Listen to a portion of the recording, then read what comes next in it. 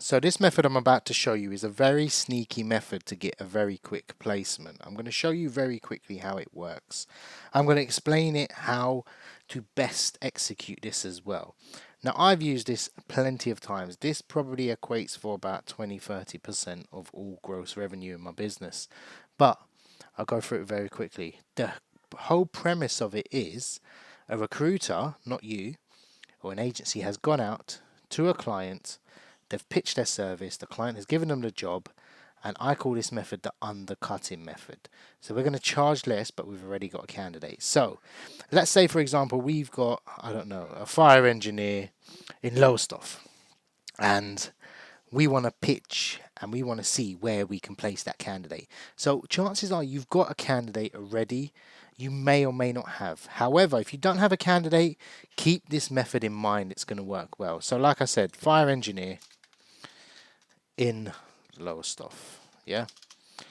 And what we're going to do is we're going to look and see what employers are around here.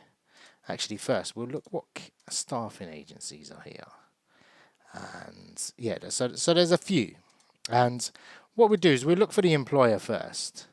And we'll see what's there. So BSA, that's an agency, fire engineer. Okay. Now we're going to go and look what jobs have been given to recruiters. And bear in mind, if you've got a candidate already and you're thinking, where can I place them? Where can I place this candidate? This is probably the easiest way.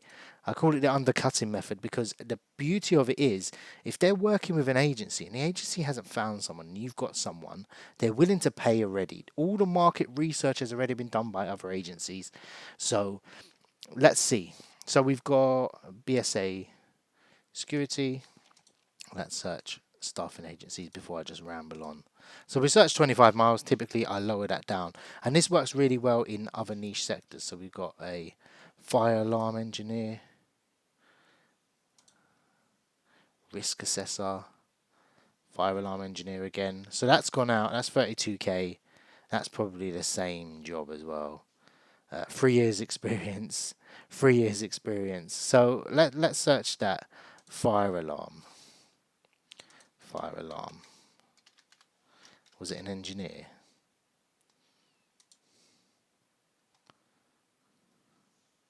Fire alarm engineer, fire alarm engineer. So that could be the one. In fact, let me search employer. And fire alarm installer. So it could be potentially this. Fire alarm engineer. So I'm guessing BSA security, if they're not an agency, because obviously I don't know this sector. Yep, they're probably an employer. So what we've found is they've given it to 2 agencies. Sorry, I'm all over the place with the tabs. But what we've got is these guys are recruiting.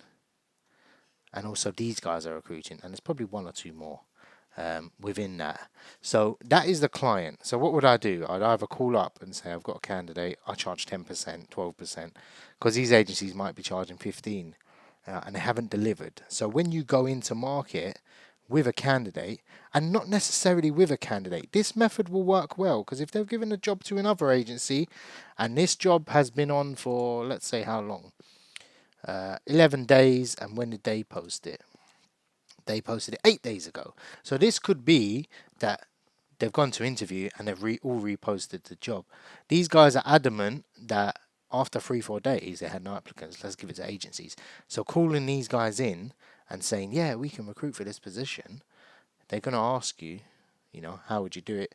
What's your rates? If your rates are cheaper, they'll think, why not? And I'm not pitching do it cheaper, but the whole method is, hold on a minute, I've given these jobs to agencies that are charging 15%, 20%.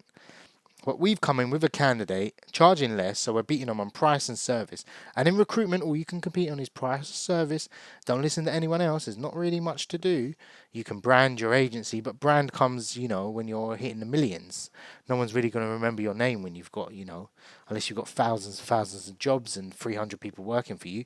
It's impossible to sort of build a brand off that. Otherwise, everyone's technically got a brand. So, I hope this method makes sense. I call it the stealing the client method, undercutting method. Honestly, this is the quickest way to make a quick placement if you've got candidates. If you haven't, it's the quickest way to get a client as well. Hope this video helps, and take care.